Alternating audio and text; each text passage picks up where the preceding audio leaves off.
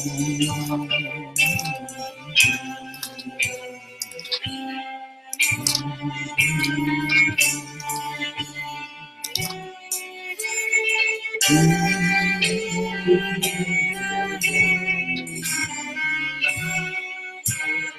to Rebbe Sneakin. Down to Rebbe Sneakin. Yeah.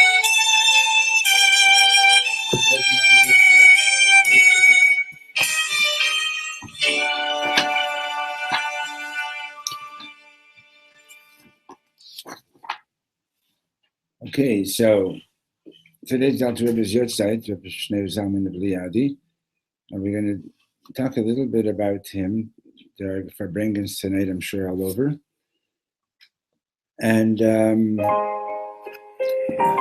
get out of this one for a second.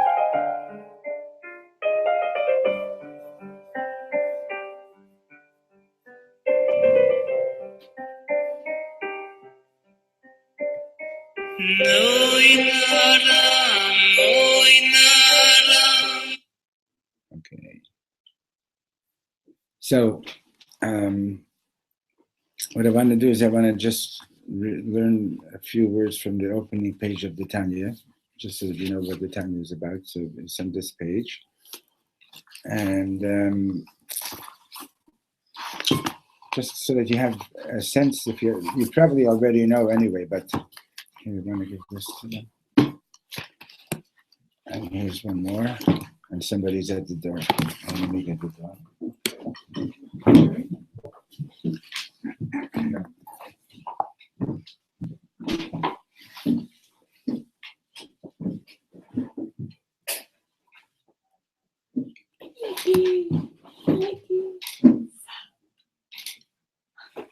I miss you.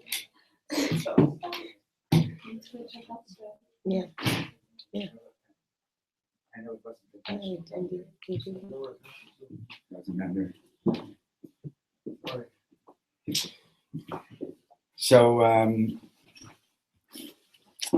because it's the Yortzeit of Alter Rebbe, so we're going to just have a few words about the introduction to the Tanya, and then we'll do something on the Parsha, and then afterwards, you know, with the teaching of his, and then we'll relate it. Okay?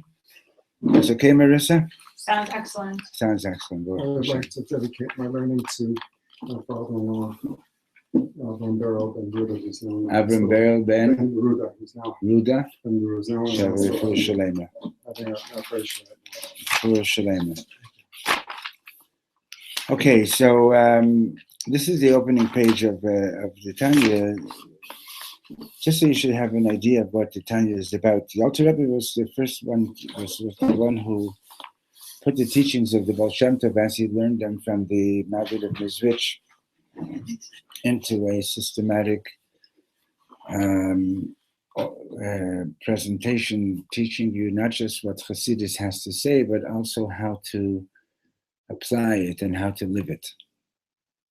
And it's not like, in other words, you know, like it's one thing to know that, you know, you go to a restaurant and you taste something that's really delicious, it's great, but you want to know how to cook it yourself, right? And as you can hear great teachings, and you want to know, okay, how do I do this, right? Like we were learning yesterday. Michal, you can get the door now, okay? Thank you.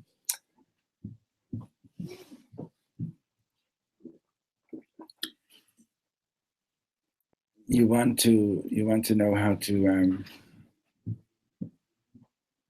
apply it and so on, right? Oh, okay, you give it to them. And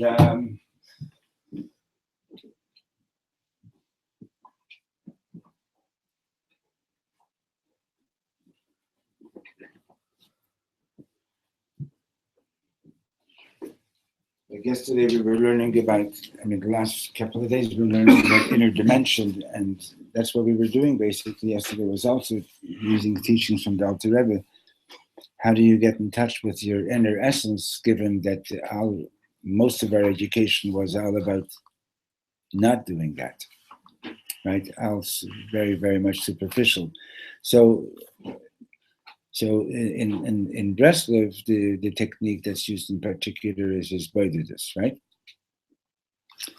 In Chabad, the technique is called Hidbonenut, which means deep and frequent meditation. Is that the same word?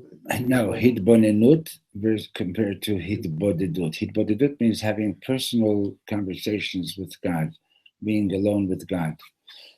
Hidbonenut is from the word bina. You learn something, like for example, what we learned yesterday, and you learn it well, and then you meditate on it deeply and frequently until it becomes part of your psyche, sort of part of your intelligence.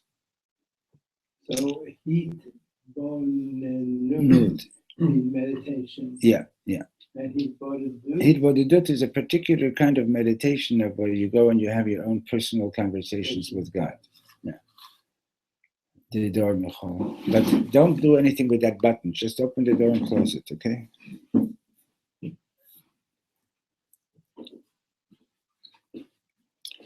So the Alter Rebbe called his sefer, you see, it's called Sefer Likutei Amarim. Can you move this so that Tuvia could look in with you? Shaya, move this. And there's a guy coming in so that he could look in with you. No, let him sit over here and put the sefer in between. Come on, Tuvia. Let's go. So the sefer is called Sefer, look in with him, okay? Sefer Likutei Amarim. And which means basically an anthology. It's a gathering of teachings. Chelik Rishon, there's 5 books here. And Hanikra B'Shem Sefer Shal Beinonim. And this first book of the Tanya is called the Book of the Beinonim. Now, Beinonim means average, right? Intermediate. If you go to the bookshelf, to the second bookshelf, the second shelf, there's a thick book lying flat. Lying flat. Look, that one. Yeah. So the Benoni in modern Hebrew means average, right? So, like, there's Mitsuyan and there's Benoni, etc. Right? In the language that we're talking about over here, in the language we're talking about, in the context of here we're talking about tzaddik, Benoni, and Rasha. Now, in the regular usage of those terms, like there's tzaddik, like when Rosh Hashanah and Yom Hadin, when God is judging us, so a tzaddik is somebody who's like 51% positive, right? 49% negative. So he comes out tzaddik badin. He comes out as being righteous in the judgment. 50-50 is Beinoni. Less than 50 is Rasha. But the way the Alter Rebbe defines tzaddik and Beinoni and Rasha is altogether different. So this is called Sefer Shal Beinonim. Melukat mipi sfarim or mipi Safrim Kedoshei Elyon. This is Nishmatam Eden. It's an anthology from various Sforim and from various scribes, people of supernal holiness. Their neshamas are in Gan Eden. Miyusad al pasuk, and is based on the verse in Dvarim. Ki karov elecha hadavar ma'od beficha v'levavcha la'asoto. Moshe Rabbeinu says to all of us. He says the Torah is not somewhere up in heaven that you have to send someone to heaven to bring it down to you. The Torah is not across the ocean that you have to send someone across the ocean to bring the Torah to you, but rather, ki karov elecha ma'od, it's very close to you.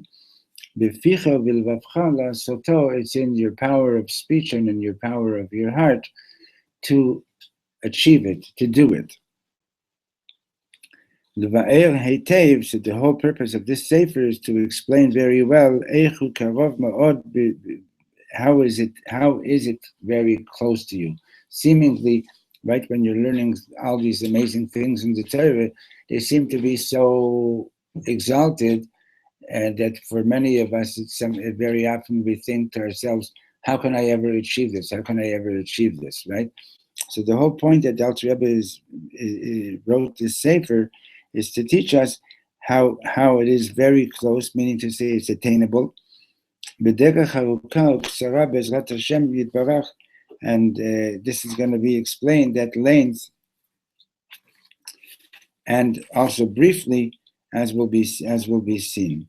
So now, if you can go to page Yud-Chet in the sefer, which is actually the daily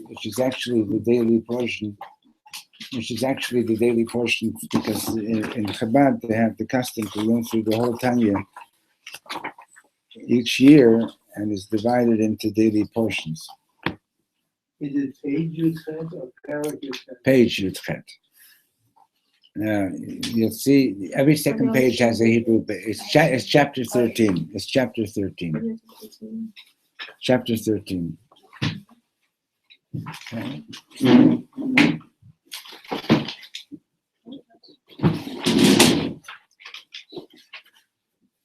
It happens to be that in chapter 13 he's talking about the Beinoni. Okay.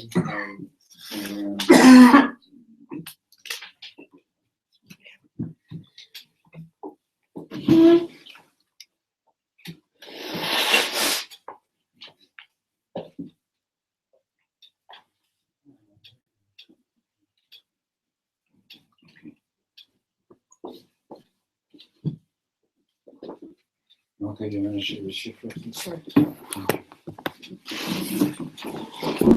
Okay, so Perek Yud Gimel, everybody found it? Sure. And Michal found another guest? Good. Okay. Michal, were you away? Were you here the whole time? I was in Machachan for 2 weeks. Oh, nice. I was in Israel. And I was also away for a Yeah, and couple then you of were weeks. So away then, yeah, so that. No, we're waiting for you, Michal.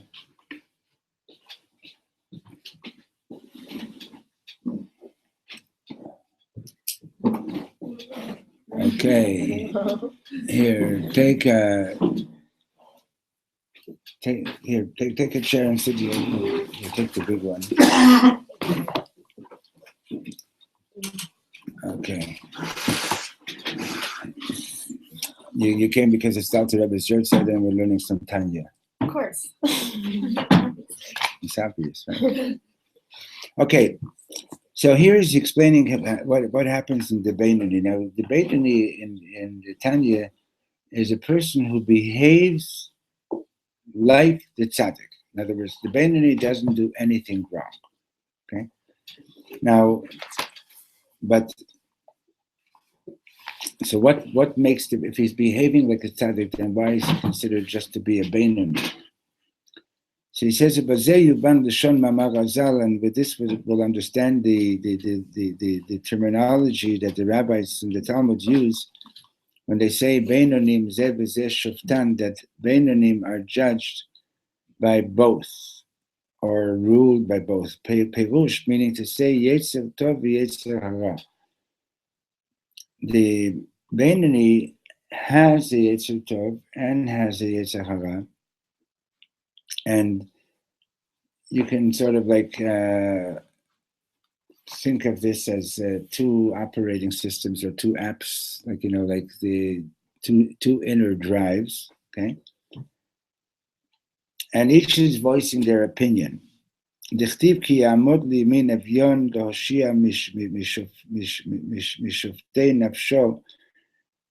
Hashem stands there to the right of the poor man to save him from them and to judge his soul. So the the rabbis don't say that each one is ruling over the person, heaven forfend. Because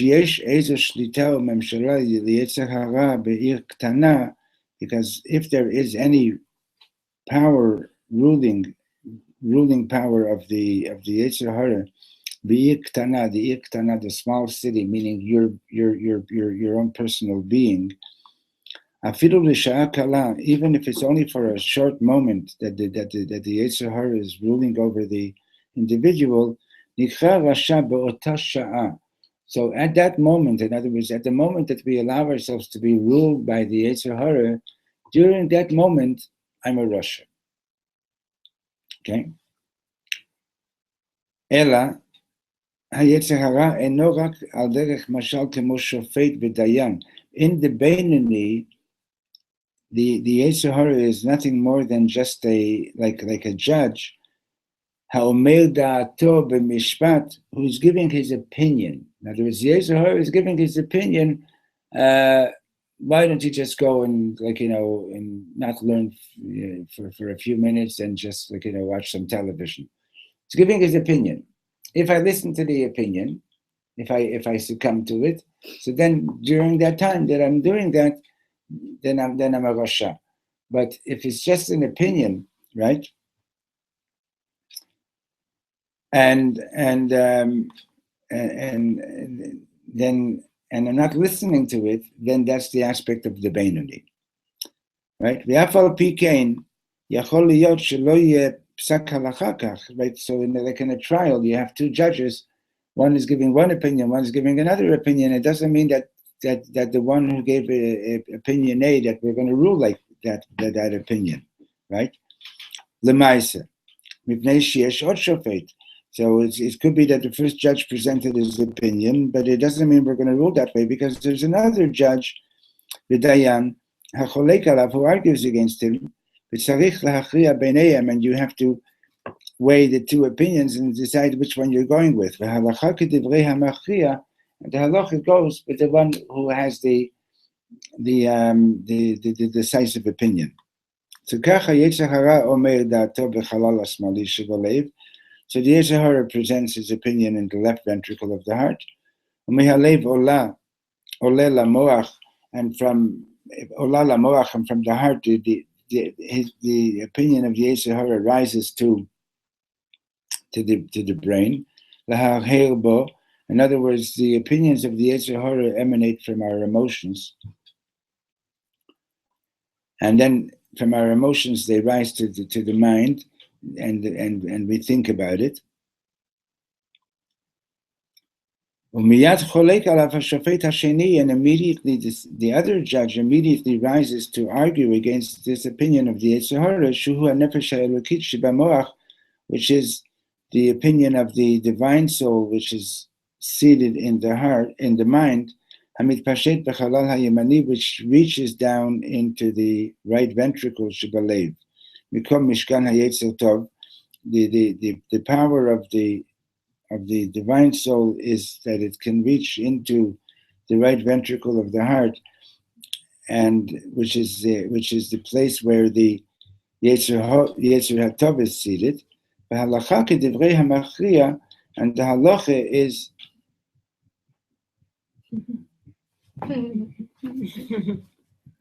that's our boys next door. And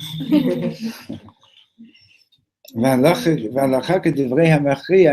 is like the one who has the swaying opinion, who HaKadosh Baruch Hu is the Holy One, blessed be He, Ha'ozro, who helps the individual, Ha'ozro Yetzer HaTov, who helps the Yetzer Tov, K'mamar Azal, like the rabbis say, Ilmalei HaKadosh Baruch Hu Ozro, if not for God helping him, Ein Yachol Lo, it wouldn't be possible to overcome the Yetzer Hara.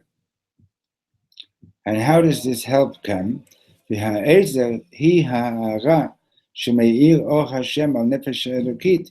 comes in the manner of the illumination, that God is illuminating the divine light to the divine soul, so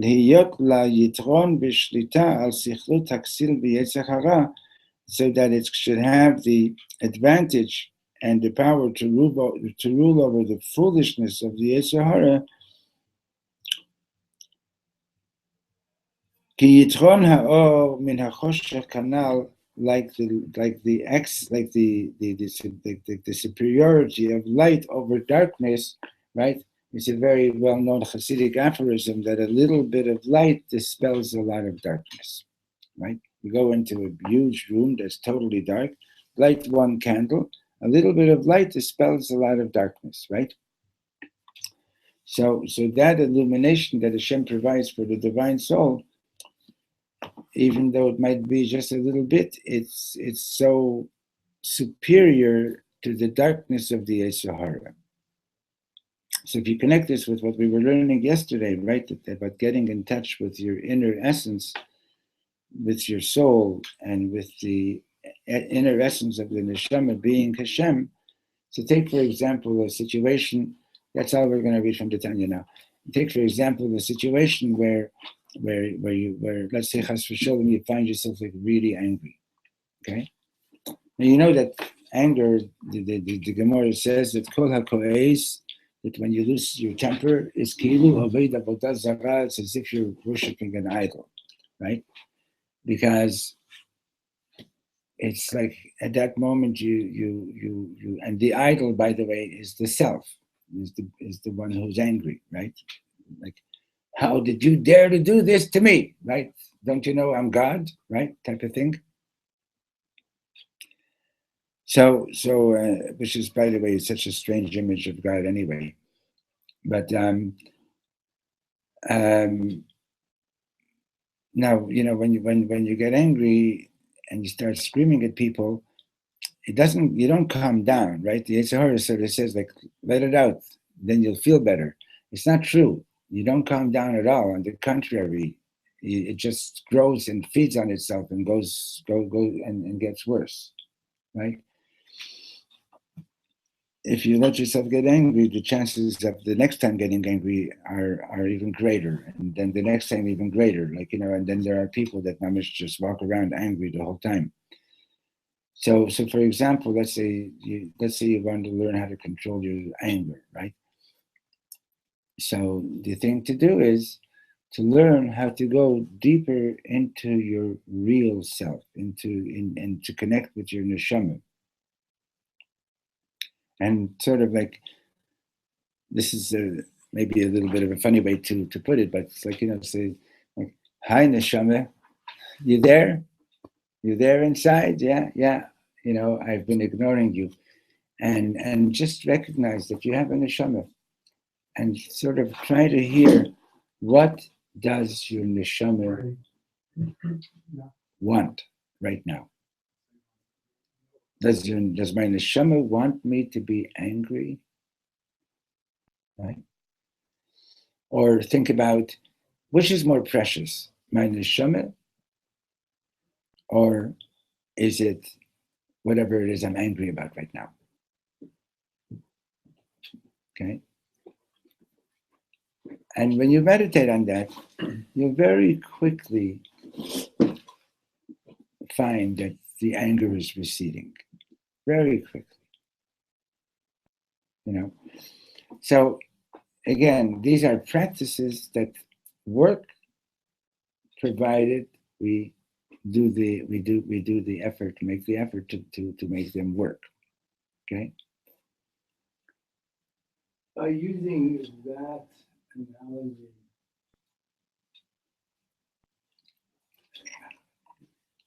I don't know how to say this correctly, but you're letting the neshama dictate your life. Yeah. Versus the Yetzer Hara dictating your life. It's either or. Yep. Who else is it? There are LA. there are things which are neutral. Shall I walk down this path, road, or shall I walk down that path? Shall I eat this? Shall I eat that? No. Don't make. There are things which are neutral. Just the other week, I heard a story about this chassid by the sons of Rebbe, who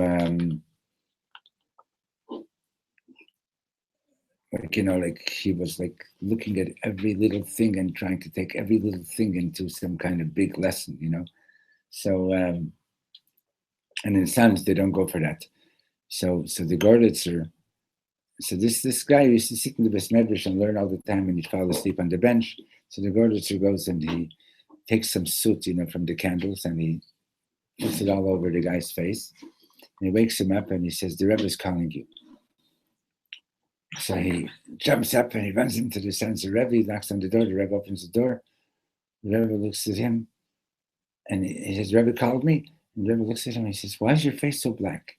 So he says, "That's why I'm here, because you see all my sins. I'm trying to get rid of them." So the Rebbe says, "Go get some water and wash your face." So he says, "Where do I get such water?" Oh my God. Anyway, he says, "Go get water and wash your face." Okay, Then he figured out that it was the gardener that did this to teach him a lesson, and he called him and he says, "Don't do it again." Okay, but you understand? Yeah, you want to drive yourself crazy. Shalom this way, shalom this way. But don't do that. But sometimes, if it happens, you'll find that Baal Shem Tov says that if you find yourself going somewhere which you really didn't have intention to go, like for example, you're driving and you took a wrong exit, so you should know that it wasn't for nothing. I didn't want to be there, but if you took a drink of water and you made the shahakol, you achieved what had to be achieved over there. Or if you said a posuk or whatever it is. In other words, there's things that happen that but we're not on the level to to say, oh, he said this, what deep spiritual meaning did it have? Maybe the guy was just talking about baseball. I don't know, okay. But people on a certain level can take meanings out of all of these things. Okay, so here, pass around some chumash because this is also related to what we're learning. If anybody wants to here, you can have this one. Share.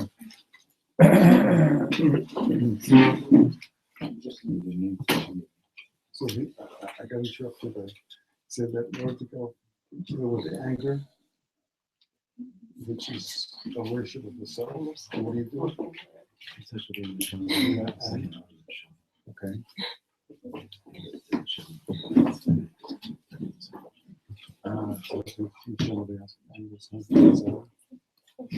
do they say? Okay, so open up this week's parsha, chapter 6 in Shemot. Question? You want to take? Yeah. No, we have more. Oh, yeah?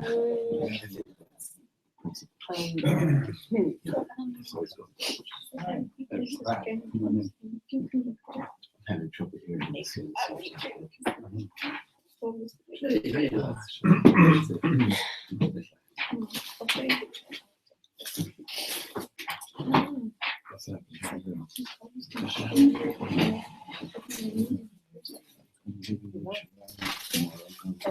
I'm definitely gonna bring coffee.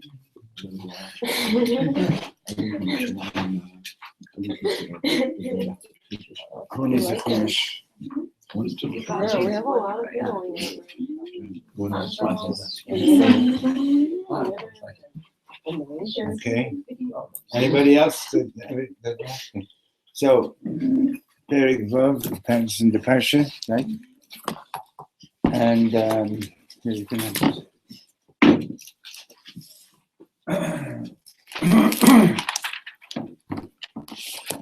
So, again, we're now dealing with techniques. Okay. So it's Parshat Va'era, this week's parsha. Oh, this is here. You can share this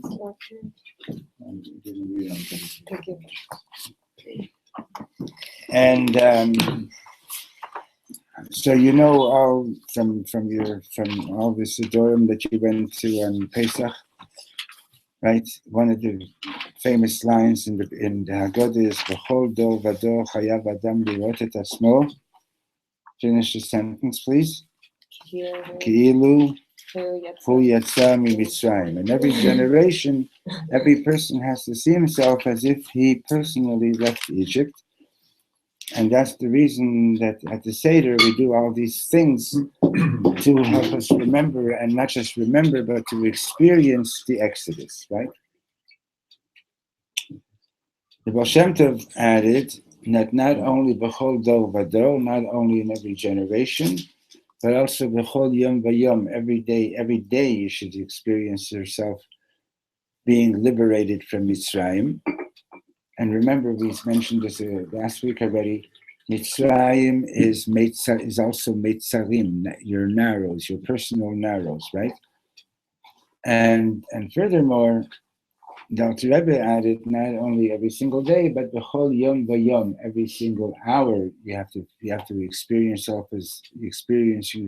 your liberation. And on a personal level, it means that, for example, when the Yetzer Hara comes, like what we were learning in the Tanya before today's Alter Rebbe's Yotze. Did you say Tachman? I forgot. Yes, I was. Yeah, so the Lubavitcher said Tachman. Oh yeah. Yeah. I wouldn't look over the rabbit, but And the Lubavitcher say Tachman in the yeah. Yotze. Okay. So you don't have to say Tachman. I mean, you don't have to say Tachman for having said Tachman. You make a tons? Okay, good. You make No. So for example, what we were looking at in the Tanya before, you sometimes a person feels like I can't help myself. I can't help myself from. I'm angry. I don't know how to help myself. I can't stop myself from speaking Lashon Hara, right? Or things like that, right? So you have to know that Hashem has liberated you. You're a free person. You're not a slave to Paroi. You're not a slave to Paroi. Habit is a very strong thing. Habit itself is a kind of meitzav, but habits can be changed, right? So we're looking a little bit at this week's parsha, and as it relates to all of what we're doing. I don't know if we're probably not gonna finish what we're starting now. We'll continue tomorrow. So look at the beginning of the parsha. The parsha begins in Pasuk Bet of Perek Vav, which, by the way, you look in the Sefer Torah, it doesn't say chapter 1, chapter 2, and so on. So the chapter numbers only started coming in when things were being printed. And one theory is that the person who divided up the chapter numbers was not Jewish. And if he was Jewish, he didn't really do it properly anyway. Because if you see, there's no reason why Perek Vav should start a posuk before. So it says, "Vayidaber Elokim el Moshe vayomer elav ani Hashem."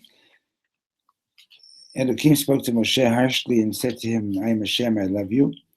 Vayera el Avraham el Yitzchak vel Yaakov b'Kel Shaddai.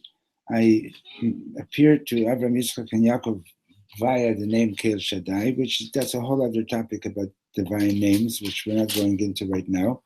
Ushmi Hashem lo nodati lehem, and I did not manifest myself to them with the name Yud-Kei Vav-Kei. Not that they didn't know the name, but I didn't manifest myself to them with that name. וגם הקימותי את בריתי איתם לתת להם את ארץ כנען, and I also have established my covenant with them to give them the land of Canaan, את ארץ מגוריהם, the land which they dwelled in, אשר גרו בה, וגם אני שמעתי את נאקת בני ישראל, and I've also heard the cries of the children of Israel, אשר מצרים מעבידים אותם, that they are crying out because of the enslavement of the Egyptians, that the Egyptians have enslaved them. And I remember my covenant. So now the next couple of verses I want you to pay close attention. Okay? Lachen, so Hashem says to Moshe Rabbeinu, therefore, Emor Livnei Yisrael, go and tell the children of Israel, Ani Hashem, והוצאתי אתכם מתחת סבלות מצרים. I will take you out from the suffering of Egypt. והצלתי אתכם מעבודתם. I'm going to save you from their enslavement.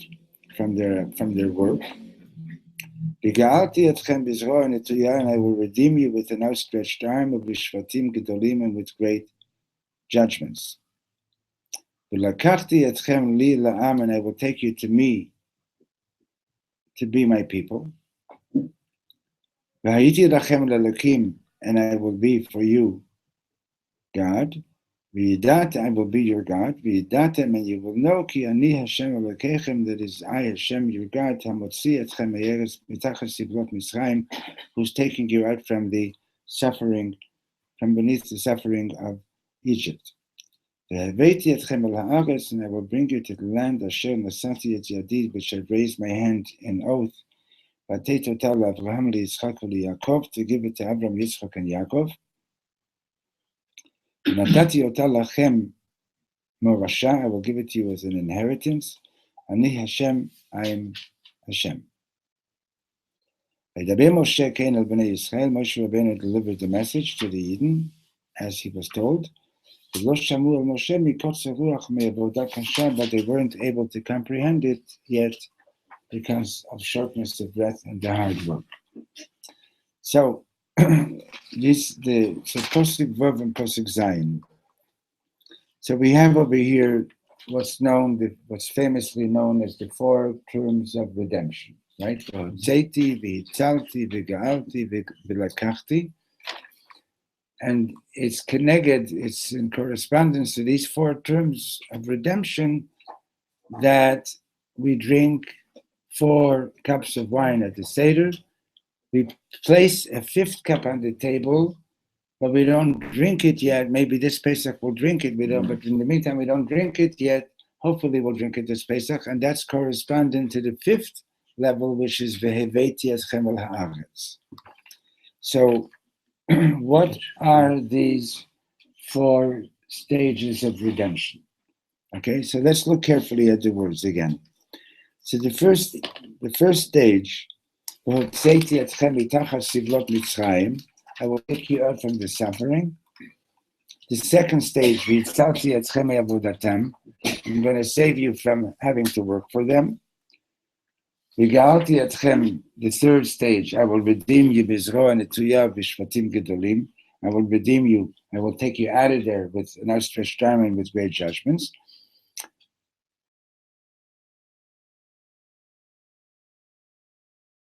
People, and I will be your God, and you will know that it is I who's taking you out of Mitzrayim.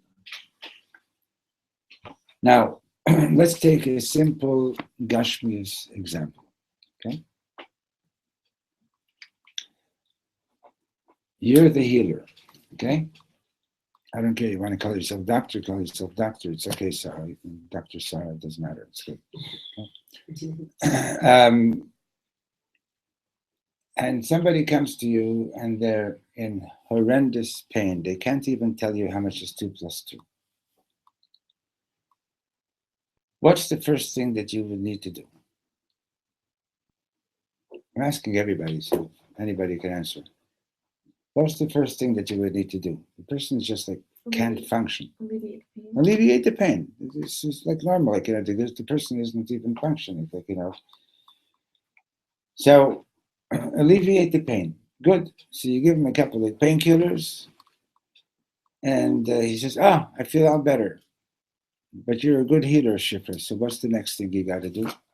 Find the source of the pain. Find the source of the pain. In other words, all you've done so far is you've treated the symptom, right? Now you got to see what's the cause of this pain, right? Right? So you find out that you check the person and you see that they've got a terrible infection. You got to clean up the infection and alleviate the source of the pain, right? Good. Now the person is already, Baruch Hashem, a lot better. Infection's gone. But you're a really good healer. What's the next stage? Prevent it from happening again. Pardon? Prevent it from happening again. Very good. I'm going to change the words a little bit. Is to investigate why did this person get such a terrible infection, right? And what do I need to do to prevent it from happening? So you go and you visit, you check out this person's environment, right? what they're eating, where they're living, and so on, right? And you see that if they stay in this environment, they're never going to get sick again. So what do you need to do? Is get them out of the environment, right? Get them out. And is that the end of the story? Or is there something else? Make sure he doesn't go back. Make sure he doesn't go back. But how do you make sure he doesn't go back? 80% of people get out of prison go back to prison, right? I don't know what the percentage is in AA of people who get off off the wagon, and how many times do they go back to being addicted. It's a pretty high percentage, I believe, right? How do you get them not to go back? You have to give them something new. You have to give them something new, right? Something better, right?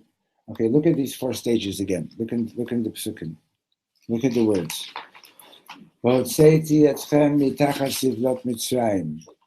Translate, please. Michal, you got the English there and you speak English? I will bring you out from the bottom of Egypt. From this suffering, right? So that's stage 1. Alleviate the pain, right?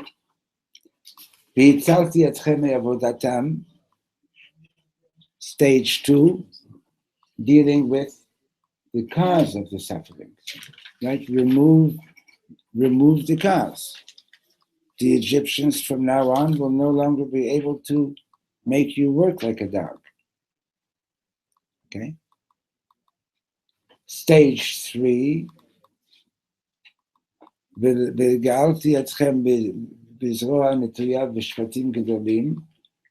that? I'm going to take you, no, come on guys, speak up. I'm going to take you out the environment in which you were enslaved, right?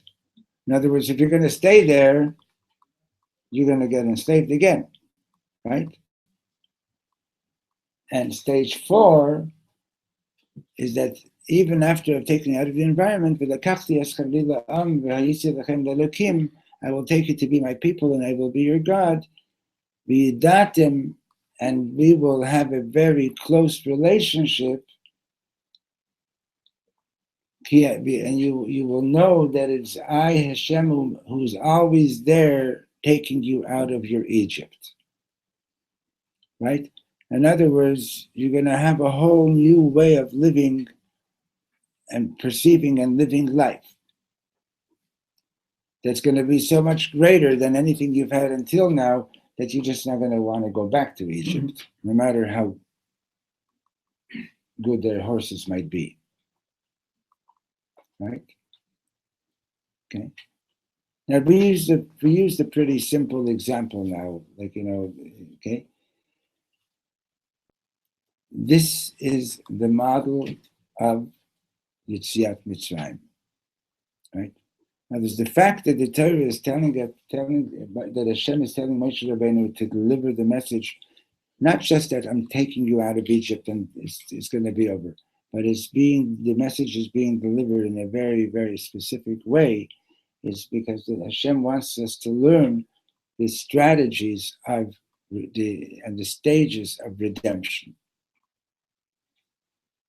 Okay. Now, I hope that you'll have some time today to think about how you can apply this to your own personal life and well-being. Okay. Now, which of these stages would you say is the most difficult? And I don't want just your opinion. I want you to base your opinion on the text itself. Look at the words carefully. Most difficult? Which is the most difficult to achieve? I mean, for the person, Yeah, in other words, not for Hashem, obviously. yeah. Yeah. Again, but I want you to look at the words carefully.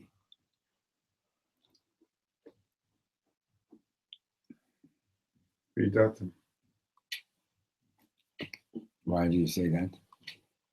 That's something that we do. Everything else that Hashem is doing. So okay. The only one that we're doing. Okay, I hear, but Everything else Hashem does. before that, Vidatam is really a part of the fourth stage. You're talking conceptually or specifically? Practically. Then there's the language itself. The language in the Chumash is indicating. What do you say, Malka? 1 second. I don't know. No, you're Still thinking. You're thinking. Okay, so let them think a little bit. What? I think it's to make Hashem, my God. It's the most difficult. Yeah. Hashem is this is referring to Har Sinai. Yeah, it's difficult, but so let's put it this way: which of the first 3 stages is the most difficult? And what do you see in the text that supports that? The last 2. Read it. Read it. You can read it. Biyad chazaka uvishvatim gedolim. Right? Yeah. It doesn't just say v'ga'alti etchem misham, that I'm going to take you out from there. I'm going to take you out b'zroa netuya uvishvatim gedolim. Zroa netuya is symbolic of what? Power. Shvatim gedolim. Harsh judgments. In other words, there's going to be makot. Right? In other words, the language, you understand what I'm saying? The language is showing you that this stage, to give somebody a painkiller is not difficult. To clean an infection is not difficult. But to get the person out of the environment, to leave their environment, there's even an expression in English, people prefer the familiarity of their lousy situation to the uncertainty of a better future. Right? So to actually leave your environment is a very big step. Okay? That's why recovery from addiction is so difficult. Right? You mentioned that many people recovering from AA fall off the wagon and go back to it because they cannot see the betterment of the situation. Because they're missing stage 4. Yeah. Right. Okay. Understand? Now,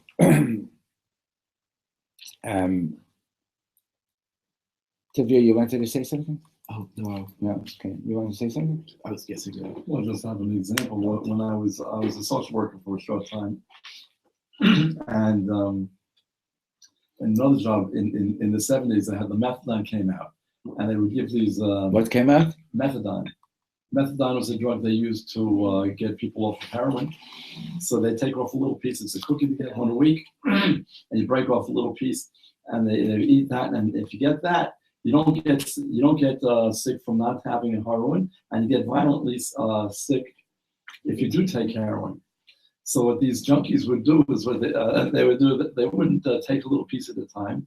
This one guy, he'd break it in half and eat enough every day, so for 5 or 6 days, so that he wouldn't get sick from our heroin. And then for the weekend, he'd blast off. It's a better high, by the way, from what I'm told. But then I asked him what's the difference between getting off of heroin and methadone. Is getting off of cold turkey and heroin, you want to die, and cold turkey on methadone is you try to die. So They're both not good, right? Not so good. Don't try it. Shlomo once told a story that when he had the House of Love and Prayer in San Francisco, so there was this Jewish guy who was like really into drugs, and he had people coming to his pad and and getting wasted. So one day he met Reb Shlomo and Reb Shlomo said that that Shabbos is like our drug, the drug of the Jewish people. So this guy comes to Shlomo, he says, I'll tell you what, I'll come and taste your drug if you promise to taste mine. So Shlomo said, okay. Well, he gave his word. So the guy came for Shabbos, And Mamish had like an unbelievable Shabbos. And after Shabbos, he goes over to Shlomo. He says, okay, you gave me your word that you're going to come to my place and that you're going to try my drugs. So Shlomo says, yeah, I gave you my word. Let's go. They come to his pad, and all the people that are there are just lying on the floor, like wasted. And Shlomo says to him, tell me the truth. Is this going to take me as high as Shabbos took you? And he said, no. And he says, you don't have to try it. That was cool. You know, you don't have to try it. And okay, so we didn't even touch on the fifth stage yet, and we didn't really go into the fourth stage yet. Okay, so please come back tomorrow. We continue. Okay. Good.